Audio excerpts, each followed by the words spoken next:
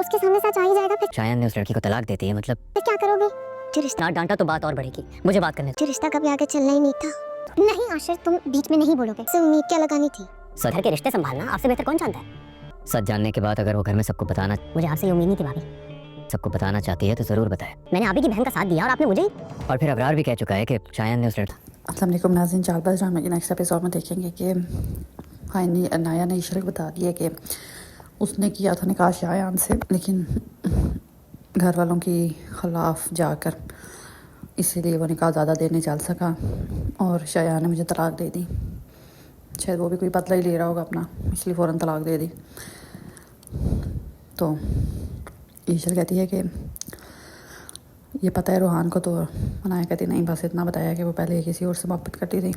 ये नहीं बताया कि निकाह भी हुआ था और तलाक होगी रूहान से शादी से पहले। तो ईशा देखती है बेचारी अनाया कितनी उदास है।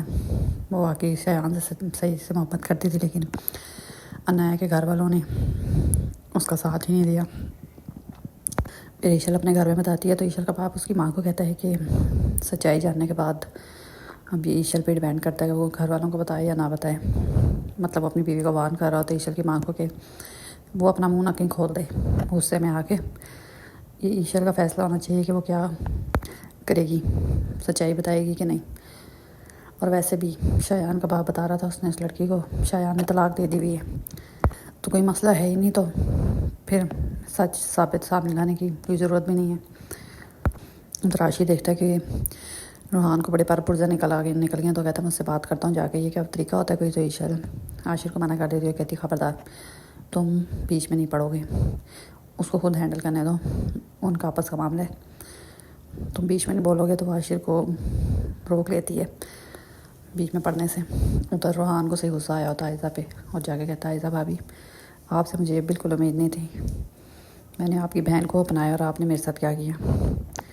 मतलब आयज़ा को लेके रूहान के दिल में भी बदगुमानी आ गई है और वो आयज़ा से जाके सवाल कर रहा होता है। तो आयज़ा कहती मैंने ऐसा क्या किया। फिर रूहान उसे बताता है कि क्या किया उसने। तो रूहान और आयज़ा के बीच में से ही नोक झोंक हो जाती है।